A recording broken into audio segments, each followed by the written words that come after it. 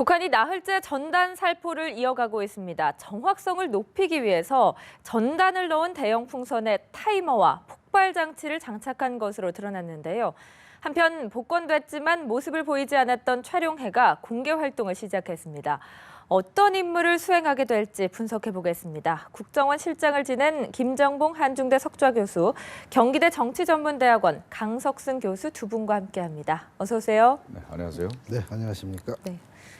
나흘째 북한의 대남 전단 살포가 이어졌습니다. 전단을 넣은 이 대형 풍선에 타이머와 폭발 장치가 부착된 것으로 알려졌는데요. 원래 이렇게 전단을 날려보내는 겁니까? 네, 주어진 시간에 네. 또 주어진 목표 지점에 폭발을 시키기 위해서는 반드시 타이머가 있고 그러니까 시한폭탄을 장치를 해가지고 네. 우리 인구 밀접 지역에 또 후방 깊숙이 들어가서 폭발시켜야 되기 때문에 반드시 타이머가 있어야 됩니다. 예. 그래서 이번에 그것이 폭발이 안 된 것이 나타나가지고 네. 차량이 떨어져 차량이 좀 깨지고 그런 것이죠. 네.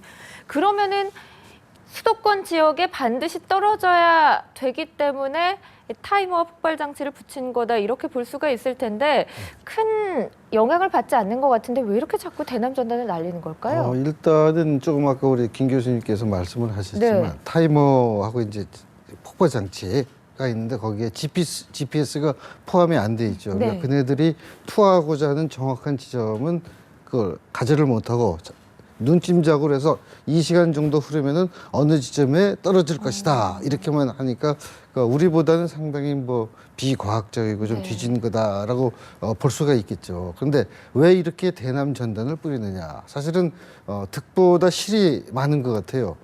사회자께서도 보셨겠지만은 그네들이 뿌린 10종 3만 여장입니다 현재까지. 네. 근데 그 삐라 전단을 보게 되면은 인쇄 수준이 상당히 조잡하고 또 지질조차도 상당히 조악하기 때문에 저희가 건전한 상식을 가진 사람이 보기에는 이것은 오히려 뿌림으로 인해서 자기네 네. 실체를 드러내는 거기 때문에 상당히 안 하는 이만 못한 그런 결과를 초래하는데 그래도 그 북한 당국에서 볼 때는 그래도 남쪽에서 이렇게 하니까 자기네도 무언가 대응을 해야 될 거 아닙니까? 네. 특히 그 담당하고 있는 대남 담당 부서, 심리전 파트겠죠. 거기서는 무언가 흉내를 내고 모양내를 내고 형식적으로 날려보내지만 자기네들이 존재하는 것을 갖다 보여줄 수가 있지 않겠습니까? 그래서 제가 하나를 이제 추가하자면은 네네. 좀 말씀 정말 잘하셨습니다.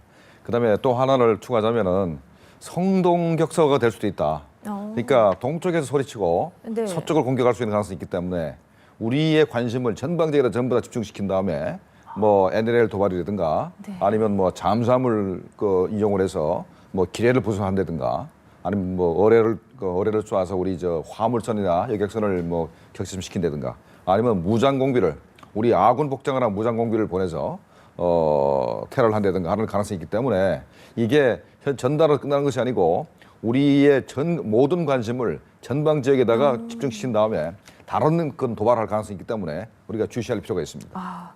움직임이 심상치 않다고 보시는군요.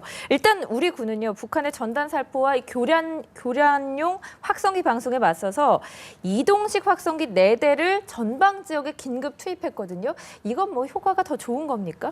그러니까 이동식 확성기가 고정식보다는 한 10km 정도 더 네. 멀리 전달이 되고 또 하나는 더 선명하답니다.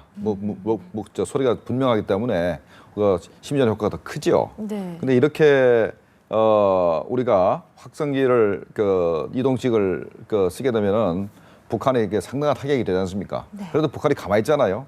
내가 볼 때 이게 굉장히 우리가 주의할 필요가 있습니다. 왜 가만히 있는지 좀 주시해야 되는데 이 사람들이 가만히 있는 이유를 분석해 보면은 네. 현재 유엔이 북한에 대한 제재를 논의 중에 있기 때문에 지금 만약에 도발하면은 유엔 제재가 더 강해질 수 있고 문안 자체가 굉장히 강해질 수 있기 때문에 네. 지금 도발을 자제하는 것 같고 더군다나 이제 미국도 현재 북한에 대한 제재 법안이 미국 자체 내 제재 법안이 한 4개 정도 있는데 그걸 계속해서 현재 결의안을 통과시키고 있는 상태이기 때문에 그것도 미국 동향도 보고 있고 중국도 마찬가지입니다. 중국도 현재 유엔 제재 법안에 대해서 문구를 현재 중국이 오늘 미국 쪽에서 네. 제재한 초안을 중국 쪽에 넘겼답니다. 그럼 중국이 그걸 이제 검토를 해야 되는데 만약에 북한이 이 시점에서 만약 도발하게 되면은 중국이 북한한테 유리하게 문화를 고칠 수 있는 그런 그 소지가 줄어드니까 북한이 계속해서 현재 아직까지는 도발을 자제하지 않은 게 아닌가 이렇게 추정이 됩니다. 자, 그럼 그러니까- 저도 하나 네. 추가를 하죠. 네, 김 네. 교수님 조금 추가하셨으니까 우리 군이 이동식 확성기 한 것은 조금 아까 말씀하신 대로 10km 더 나갈 수가 있고 방송 내용도 음질도 좋아질 수 있지만 일단은 우리가 경험이 있지 않습니까? 이 조준 격파를 해서 확성기 방송을 고정을 시켜놓으면 조준 격파하기가 쉬운데 이동을 하게 되면 그게 어렵지 않겠습니까? 그래서 그런 것도 제가 하나 첨언을 했습니다. 네. 자, 북한이 타이밍을 보고 있을 수 있다. 그리고 성동격서식 전술을 쓰고 있는 건 아닌지 주의를 기울여야 된다라는 부분으로 정리를 해보겠습니다. 자, 이번에는 촬영회에 대한 얘기를 좀 해보겠습니다. 복권된 뒤에 공개 석상에는 등장하지 않았던 이 촬영회가 본격적으로 공개 활동을 시작했습니다. 게다가 이 당 비서라는 과거의 직함을 그대로 갖고 활동을 시작했거든요. 이게 어떤 의미가 있다고 봐야 될까요? 네, 저는 일단 우리가 이 최영애를 비롯해서 뭐 네. 김정은도 마찬가지지만 북한의 내로라는 주요 인물들을 동정을 우리가 파악할 때 물론 인공위성을 통해서도 파악할 수가 있겠지만 주로 우리가 의존하는 것이 북한이 스스로 제작해서 내보내는 방송 아니겠습니까? 네. 뭐 조선중앙통신이랄지 노동신문이랄지 그래서 우리가 조금 아까 최영애가 본격적인 공개 활동을 할 거다 이렇게 말씀을 하셨는데 저는 그거는 아니고 네. 우리가 그 북한이 방송에서 내보내는 것만 보고 나왔으니까 이제 김양근을 대신해서 최영애가 그 자리를 맡고 본격적인 활동을 할 것이다. 그렇지 않습니다. 그러니까 방송을 갖고 우리가 의존하니까 네. 그런 결론을 내릴 수밖에 없는데 최근의 동정을 살펴봐도 그렇지 않습니까? 10월까지 최영애가 나왔다가 그다음에 한동안 안 나왔다가 또 이제 그 대남 담당 비서였던 김양근이 장례위원회 명단에 들어가 있죠. 장례위원회 네. 명단에 들어갔는데 정작 또 장례식에는 나오지 않았고 또 금년 1월 1일 금산 태양궁전 참배하는 주요 인사들인데 거기 또 안 나오니까 네. 그렇다가 요번에 이제 그 최영애가 잘 아시겠지만 이 사로총 사회주의 청년동맹의 일비서였습니다. 그래서 거기에 일비서 전력이 있기 때문에 요번에 그 사회주의 청년동맹 행사에 나온 거 아닙니까?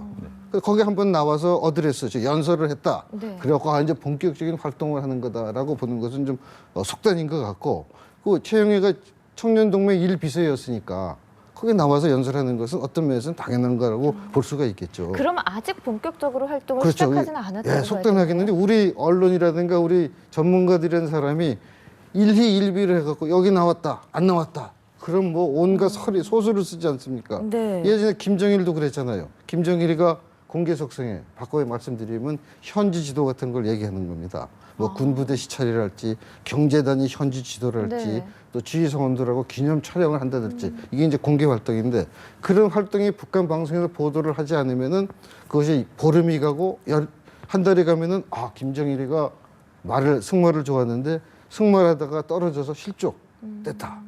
또 뭐 스피드 광일에서 운전을 하다가 네. 이게 또 교통사고가 나서 윤화설 또 무슨 지병설 여러 가지가 있으니까 좀 성급한 판단보다는 우리가 차분하게 최영애 동정도 앞으로 쭉 봐갖고 이제 공개 활동을 할 것인지 또 공식적으로 이것이 지속적으로 할 것인지를 우리가 판단을 해야지 너무 한번 방송에 보도하면은 네. 그걸 갖고 그냥 이것을 우리가 속단하는 거 아니 그럼 그렇다면 촬영회가 왜 이렇게 빨리 복권이 이루어진 걸까요? 이렇게 활동을 좀 아니죠. 늦게 그 하려면요? 복권이 이루어졌다고 북한 당국은 공식적으로 우리하고 다르지 않습니까? 우리는 관부에다 싣고 네. 공개적으로 발표를 하지만 저쪽 체제는 그런 게 없습니다. 김정은의 마음대로 김정은의 마음에 들면 많이 아시잖아요. 장정도 그렇고 재정도 그렇고 우리 식으로 말씀드리면은 쓰리스타를 갑자기 원스타로 두 계급이나 강등시키고 뭐 이런 사례가 많으니까 김정은의 마음에 드느냐 안 드느냐에 따라서 이것이 결정될 뿐이지 네. 최영애가 무슨 뭐 상당히 영향력이 있어갖고 공개 활동을 계속한다. 공식적인 뭐 이런 것은 좀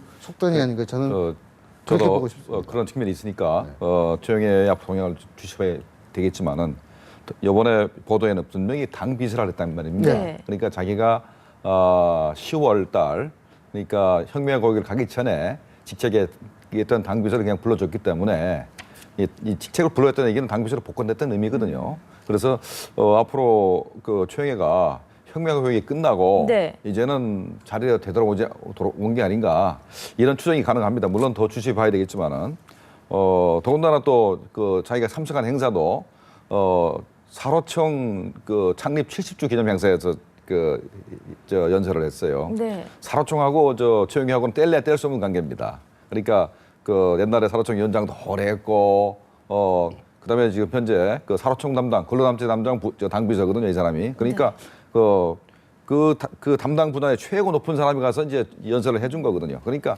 일단은 뭐 복권된 게 아니겠는가 이렇게 추정을 좀 해도 뭐 크게 틀린 거 아닌가 생각이 듭니다. 그러니까 물론 공식적인 매체를 통해서 네네, 북한 당국이 예. 매체를 통해서 당비서라고 혹시 호칭을 했으니까 공식적으로 복권은 됐다 그러는데 제가 말씀드리고 싶은 것은 그 하나를 갖고 조금 아까 제가 김정은의 행태를 얘기를 했잖아요. 네. 계급장 붙여줬다 떴다 붙였다 하는데 그것이 복권됐다고 해서 우리처럼 우리 체제하고는 다르죠. 그러니까 좀 더 주의 깊게 지켜볼 필요가 있다는 말씀입니다. 네. 두 분의 의견이 조금은 미묘하게 다른 것 같은데요. 만약에 이제 최룡해가 복권이 돼서 임무를 부여받았다면 김정은이 어떤 걸 시킬까요? 일단 김양건이 사망한 뒤에 최룡해가 이 자리에 복권이 되지 않았습니까? 그렇기 때문에 네. 김양건의 역할을 그대로 하지 않을까라는 추측도 있던데요. 네, 그 전에 그 김용순 대남 비서가 죽은 다음에 그게 98년도에 죽었습니다. 상당 기간 동안에 대남 비서 임명을 안 하고 그냥 통전 부장이 있고 이제 대남 비서는 없는 상태로 이제 네. 유지가 된 적이 있었어요. 그러면서 그 공백을 그 김기남 그 당 비서가 원래 선전 담당인데 어떤 그 중요한 행사하면 김기남이 대신하고도 하는 그런 세월이 네. 있었거든요. 마찬가지로 현재 대남당 비서가 이제 없는 상태죠. 김영걸 죽었으니까. 그러니까 최영애가 그 근로단체 담당 비서지만은 만약에 당 비서가 나타나서 좀 비중 있는 연설을 해야 될 때 네. 최영애가 충분히 그런 역할을 할 수가 있습니다. 근데 만약에 완전히 최영애를 대남 담당 비서로 명령을 내리게 되면 이 근로단체 사로총 젊은 애들을 장악을 못 하게 됩니다. 그러면 김정은 입장에서는 네. 양자택일을 해야 돼요. 대남 비서는 굉장히 중요하거든요. 대남 공작하고 사이버 테러도 해야 되니까 다 바쁘단 말입니다. 네. 사이버 테러 해야 됐습니까? 그런데 만약에 그 현재 또 사로총이 왜 중요하냐면은 그 5월달에 7차 당대회가 있어요. 네. 또 당대 이후에도 젊은 사람들이 전부 다 김정은 세대거든요. 그래서 늙은 사람들을 전부 다 이제 점점 서서히 은퇴시키고 네. 새로운 사람으로 자기 세력을 구축해야 되는데 그런 과정에서 이 최영애가 굉장히 중요한 임무를 맡기 때문에 당장 이 사람을 갖다가 그 중요한 업무를 그만두고 당장 대남비서를 맡아라 하기는 좀 어려울 겁니다. 네. 그래서 필요에 따라서 대남비서 역할을 얼굴 마담식으로 연설할 때는 쓸지 모르겠으나 당장 대남비서를 임명하기 좀 힘들지 않겠나 네. 이렇게 생각을 합니다. 대남 업무를 맡길지 아닐지는 그럼 좀 더 두고 봐야겠군요. 그런데 최룡해는 작년 9월에 열린 중국 전승절 행사에도 참석을 했습니다. 김정은이 아직까지 만나지 못한 시진핑 주석과도 만난 인물이지 않습니까? 그렇다면 뭐 대남 업무뿐만 아니라 만약에 북중 관계 복원을 위한 어떤 중요한 역할을 맡게 될 수도 있지 않을까요? 네, 그런 개연성은 상당히 크다고 봐야 되겠죠. 그러나 조금 아까 이제 우리 김 교수님께서도 말씀을 하셨지만 최영희의 담당 업무는 일단 그 청년 네. 조직 아니겠습니까? 그리고 금년 신년사에서도 김정은이가 방점을 찍은 게 바로 청년 중시 아니겠습니까? 그래서 이 중차대한 임무를 맡기고 최영애가 그 중국과의 뭐 장성택을 대신한 역할을 한다고 건 제가 보기에는 좀 지켜봐야겠지만 네. 저는 그렇지 않을 가능성이 높다고 봅니다. 아, 그런가요? 대신 최영애 대신에 외교적으로 상당한 베테랑들 많지 않습니까? 지금 쥐재룡 주중대사라든가 네. 또 리수용 외무상 같은 그런 사람들 또는 또 지금 물밑에 가라앉아 있지만 강석주라든가 네. 이런 사람들이 오히려 맡을 확률이 있지 최영애는 제가 보기에는 비록 시진핑을 3번씩은 만났지만 네. 우리가 상기시켜 볼게 작년에 중국의 전승절에 우리 박 대통령도 가시고 지금 말씀하신 최영애도 가지 네. 않았습니까? 그때 최영애가 이 단상에 어디 위치했어요? 저쪽. 그랬죠. 그러니까 그거는 저는 그런 거 비춰볼 때 그거는 아닌 것 같다 이렇게 말씀드리고 싶습니다. 어떻게 보십니까? 또 다르게 보십니까? 네. 최영애가 최은희 아들이고 해서 네. 중국 공산당하고 최은희하고 관계는 뭐 좋을 수밖에 없는 상태이기 때문에 북중 관계 핵실험을 뭐 어떤 특사로 해서 갈 수는 있어요. 특사는 갈 수 있으나 그 사람이 당 국제부장이라든가 네. 국제 담당 비서를 할 수는 없는 거죠. 할 수는 없는 거고 현재는 뭐 최영이 아니라 최영이보다 10배 능력 있는 사람이라도 북중 관계를 봉합할 현재 당장은 봉합할 방법이 없습니다. 그렇습니다. 예, 봉합할 방법이 없지 않습니까? 모란봉 악단이 철수한 게 12월 12일이고 네. 12월 15일 날 김정은이가 수폭탄 실험 준비하라 그랬고 1월 6일 날 터뜨려놨는데 지금 당장 그 중국도 그 유엔 제재에 동참하면서 북한을 이제 옥죄기 시작하는데 이럴 경우는 북한이 뭐라 그러냐면 대국이 채통을 잃고 말이지 미국의 압력에 굴복했다 이런 식으로 이제 비난하고 그러는 판인데 최영이보다 더한 사람이 있다 하더라도 현재 당장은 북중 관계를 봉합하기 힘들 거로 생각이 됩니다. 그렇군요. 자, 이런 가운데 한중 국방정책 실무회의가 열렸는데 중국이 북한의 4차 핵실험과 관련해서 유엔 안보리 대북 제재에 참여하겠다라는 의사를 밝혔습니다. 좀 미온적이었던 중국의 역할이 바뀌었다고 봐도 되겠습니까? 일단은 북한이 핵실험을 하고 난 이후에 이제 우리 정부나 또 대부분의 국민들 또 관련 유관국에서도 이번에야말로 북한에 대해서 중국이 무언가 좀 강력하고 적극적인 제재 조치에 동참할 것이다. 네. 또 취할 것이다라고까지 전망한 사람이 있었는데 핵실험 위에 며칠 동안 관계를 쭉 보시면은 우리의 예상과 추측과 상당히 어긋나지 않았습니까? 그래서 이 박 대통령께서도 시진핑 주석하고 네. 전화 통화도 시도하고 뭐 이러다가 제대로 안 되고 있고 그러다가 이번에 이제 중국이 적극적으로 동참하기로 했다라고 지금 언론에 나오기 시작하는 게 바로 조금 아까 말씀하신 제15차 한중 국방정책 실무회의라는 거예요. 네. 차관급도 아니고 국장급들 차원에서 나온 건데 그거 갖고 여기서 뭐 그 중국의 대표가 얘기를 하다 그래갖고 이제 유엔 그 결의에 적극 동참하다. 이것도 좀 제가 볼 때는 그렇습니까? 왜냐하면 네. 우리가 좀 기억할 필요가 있잖아요. 김정일이 살아있을 때 제가 저번에 방송에 나와서도 말씀을 드렸는데 우리가 중국과 전략적 협력 동반자 관계인데 김정일이가 쩔뚝거리면서 중국 호텔방을 걸어다니는 모습으로 다 포착이 돼갖고 네. 방송이 됐는데 중국 외교부에서는 뭐라 그랬어요? 김정일이 우리나라를 방문한 것과 관련한 우리 정부는 아무것도 갖고 있지 않다. 이런 거 아닙니까? 그래서 그때 한중 관계가 상당히 소원해졌었는데 네. 이번에 이제 국장급 실무회에서 이제 유엔 그건 당연한 거죠. 중국으로서는 수사적인 거죠. 중국은 지금 계속해서 밝히는 게 뭡니까? 한반도 비핵화를 지지하고 한반도 평화 안정을 원하고 그다음에 모든 문제는 대화 협상을 통해서 풀어나가야 된다. 3원칙 아닙니까? 네. 거기에 입각해서 세계 유관국들이 전부 유엔의 대북 제재 결의에 하게 되면 중국도 WTO 국가라서 당연히 참가하는 거죠. 자기네가 우리는 이거 안 하겠다 하는 게 아니라 참가는 하되 요체는 진짜 이 중국의 목줄을 잴 수 있는 중국이 네. 어느 정도로 결정적인 그 제재 조치에 동참을 할 것이냐 그게 중요한 거죠. 그래서 이건 수사적인 차원에서 일단 나온 거지만 그래도 일단 뭐 외형적으로 보기는 고무적이죠. 그러나 실제적으로 어떤 효과를 발휘할지는 중국을 우리가 추이를 또 역시 면밀히 보고 또 분석해야 될 것 같습니다. 네. 강 교수님 분석대로라면 중국이 대북 제재에 참여하겠다고 밝히긴 했지만 고강도 결의는 하지 않을 것이다라는 말씀이신 것 같은데 어떻게 보십니까? 네, 중국은 북한이 2차 핵실험했을 때 네. 2009년도에 그 영도 조조에서 그 당시에 그 후진타오 국가 주석이 참석한 그 영도 조조에서 핵무기가 없는 북한 붕괴를 원하냐 아니면 핵을 가지더라도 북한이 존속하는 것이 낫느냐 하는 부분에 있어서 핵을 가지더라도 북한이 존속하는 게 중국이 국가 이익에 맞다라고 결정을 내렸기 때문에 네. 그 현재 노선에서 벗어나지 않습니다. 그러니까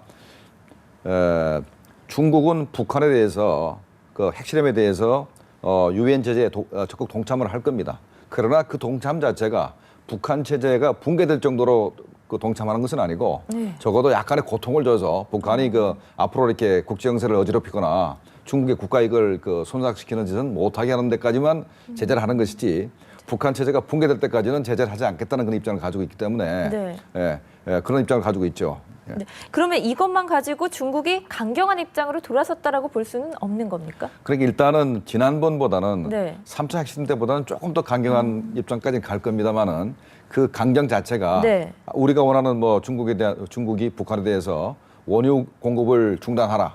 이거는 사실상 이건 좀 말이 잘 안 되는 소리인 게 공짜로 주는 게 아니고 네. 장기 중국의 장기 경제개발 계획에 포함되어 있습니다.